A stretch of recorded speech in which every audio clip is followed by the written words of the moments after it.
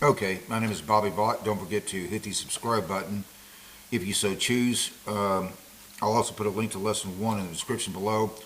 A series that I've done, everything you need to know to understand investing. Up to 18 lessons now. Real heavy focus on the stock market, although also covered a lot of other territory as well. So I'll put a link to lesson 1 in the description below if you're interested, and then each lesson has a link to the next one. So lesson 1 has a link to lesson 2, which has a link to lesson 3, so on and so forth, make them all real easy to find.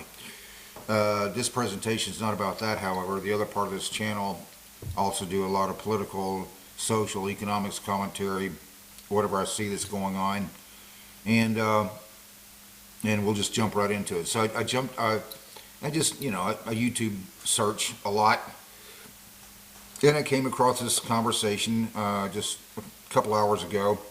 This conversation from 11 days ago, Overtime with Bill Maher, whom I listen to quite a bit. I find Bill Maher to be somebody reasonable. You can sit down and talk to him, even if you don't agree with him, and he's a reasonable guy. You can talk to him, probably.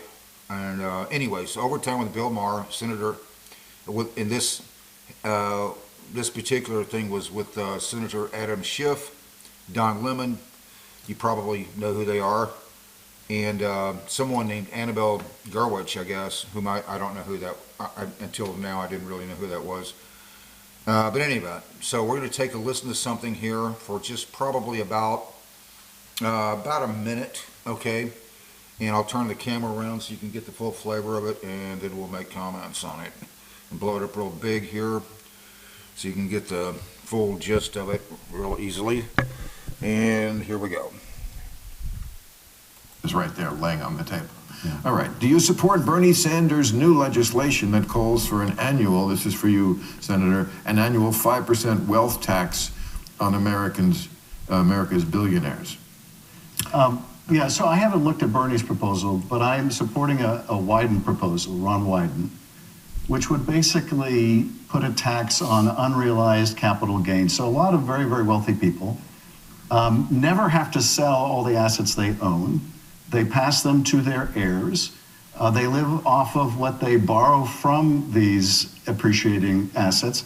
And so they don't have to pay tax on any of this. And you could raise trillions of dollars. You're talking about estate taxes? What's that? Are you talking about the estate tax? I'm talking about taxing unrealized capital gains. So if you have something that keeps appreciating in value and you're making over 100 million in income every year, which is a small group of people, we should tax that. We should have a much more progressive tax code. Okay. All right, so you get...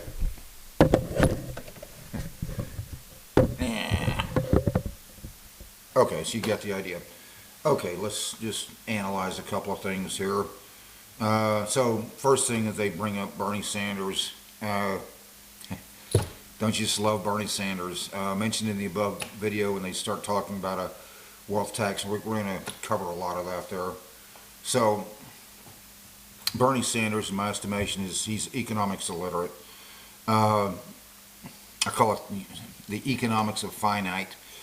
Never even one idea that has anything to do with economic growth.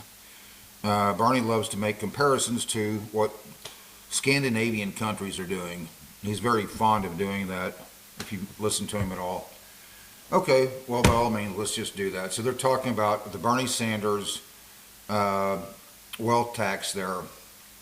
An idea that Sweden, since Bernie likes to, he's fond of comparisons to what Scandinavian countries are doing.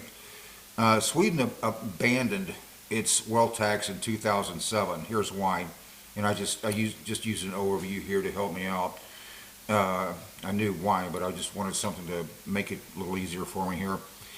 Sweden abolished its wealth tax in 2007 to halt capital flight, encourage entrepreneurship, and stimulate economic growth. The tax was considered a driver of tax avoidance.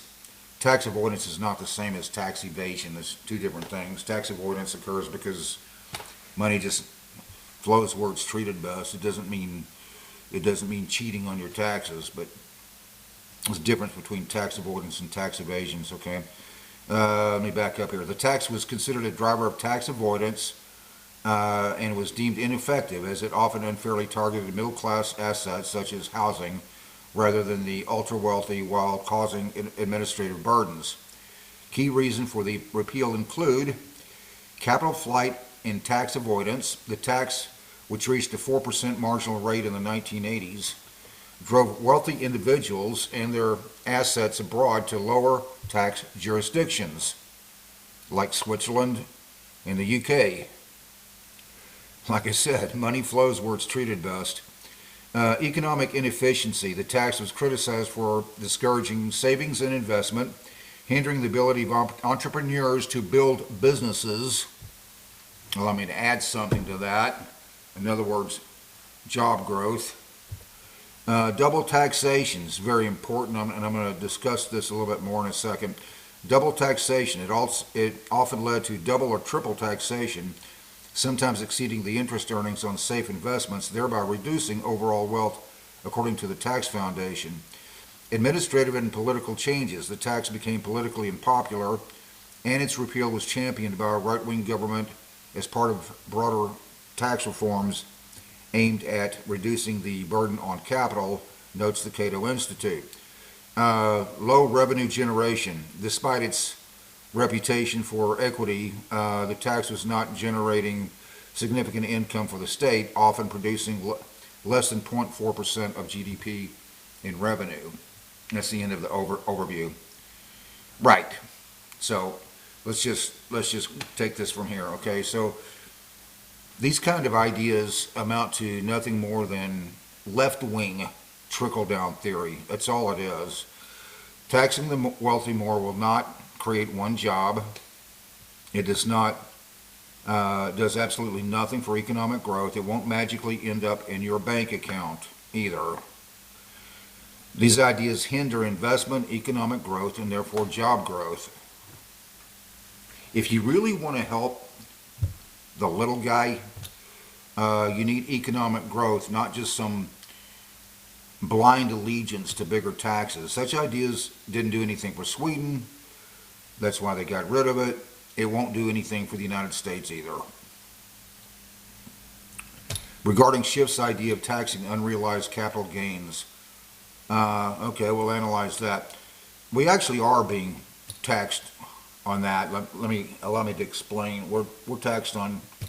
We get taxed on the same income twice. You buy shares of XYZ. Corporate taxes average, 20% in the United States. Plus, many states have a corporate tax, and some have none. Others have as much as 11%. The average is about 5%. So, add that to the national corporate tax of 20%, you get about 25%. That's a tax on you. It's fascinating to me, and this is something that's I noticed just in the last few months, and the discussion of tariffs became very prominent, and is out there, and a lot of people talking about it. It's fascinating to me how everyone on the left suddenly decided they understand economics when it came to understanding that tariffs are a tax on you. I'm not a big fan of tariffs, by the way. I do see that they can be used, they may be able to be of some use as leverage in getting other countries to lower theirs. But I'm not a big fan of tariffs. But the point I was getting towards, though, so leftists all over the United States, they suddenly decided that they understood economics when it comes to tariffs. And the point they were making, it's a tax on you. I've been making that exact same point to people on the left about taxes on domestic production and commerce for decades, and they just argue about it. A corporate tax is paid by you. It's either in the form of 1, lower wages than otherwise would have been, 2, higher prices than otherwise would have been, 3, less for the investors. It's a combination of all three things. So it's a double taxation on investment income, including on the little guy. Why? Because a corporate tax is a tax on the earnings of every share. Even for people who just got started investing and own only one share. It's a tax on the earnings of every share. Therefore, corporate taxes only make it more difficult for the little guy to build wealth. Next thing, we're gonna cover some of the myths, okay, about economics here.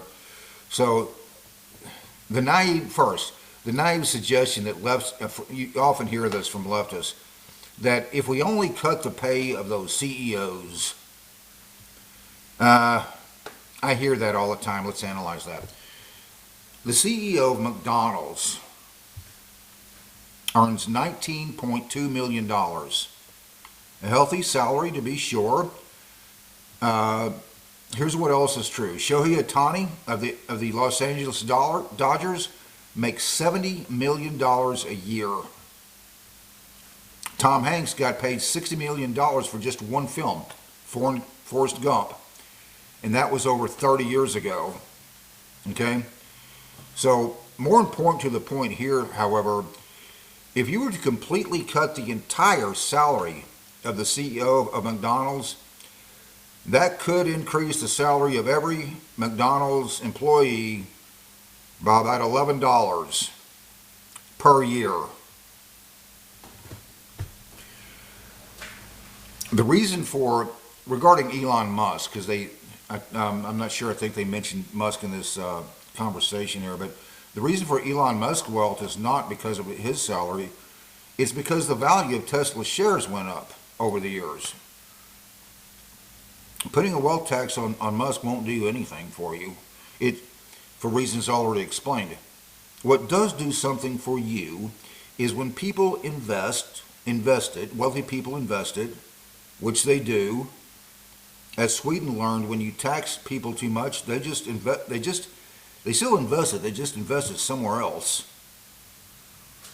Which brings me to a couple of more points here. So another myth frequently precipitated by naive leftists. Hear this one all the time. Wealthy people hoard their money. Wrong. Not unless you know someone stuffing it in an old coffee can and burying it in the backyard.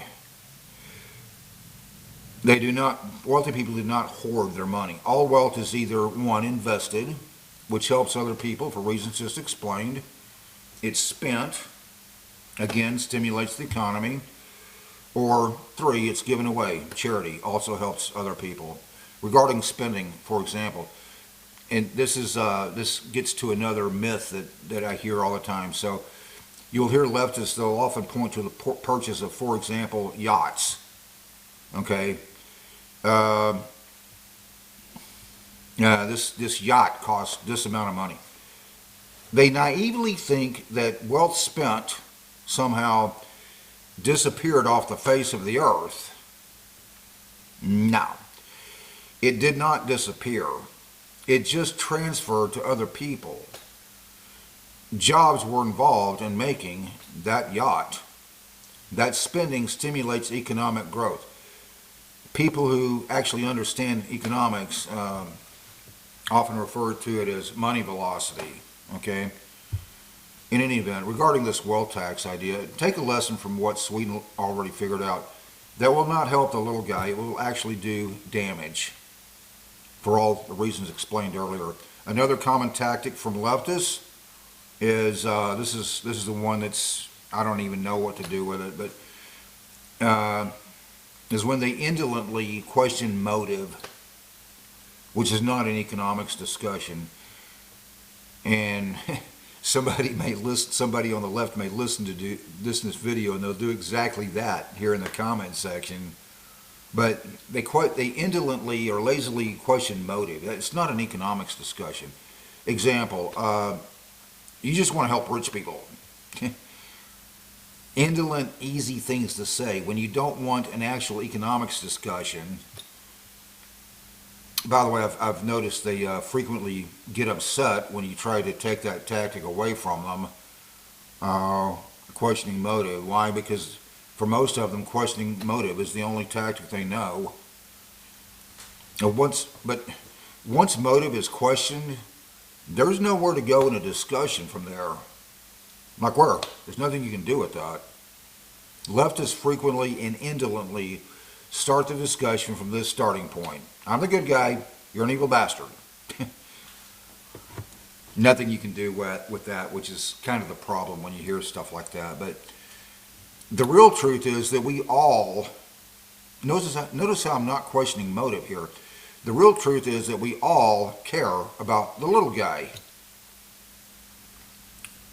The people who both care and understand economics will get this.